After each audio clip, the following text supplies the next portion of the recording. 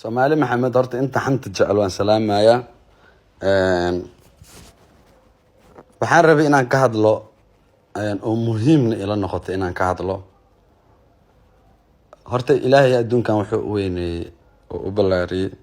in ay dadkiisa ku kan nabad galaan muslim iyo gaal inta uu abuurtayba su'aasha marka isweydiinta mudneed oo social media dhex wareegaysay oo socotay waxay ahayd Sharmaake iyo Malyuun ma kala tageen horta aniga Malyuun si sharaf leh aan isu guursanay maantana si sharaf leh ku kala tagnay waliba intii aysan ma kala tageen iyo waxaas ay soo bixin ka hor aan ayada kala dhamaanay laakiin arrinkeena social media ma keenin haddana daruuri way ila noqotay inaan hadeertaan dadka u sheegaa wax qalad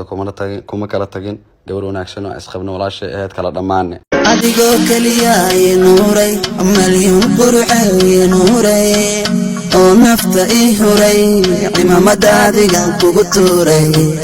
oo nafta ii huray imamada adigan kugu tuuray adaababuray manka farxada ii quray adiga adaababuray manka farxada ii quray adigoo kaliya ii nuuray imamada adigan kugu tuuray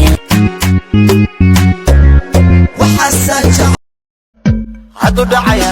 aruskeena dawaan bandhigaya dadkoo dhan wuu noo kacaya maanka macaan waan ku dhaqaya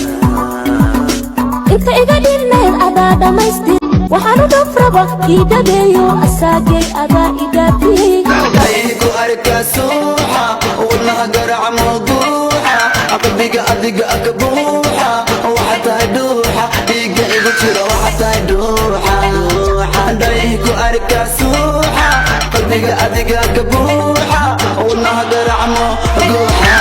kuma dhibo dhulka kuma dhigo oo qofaan ku dhigo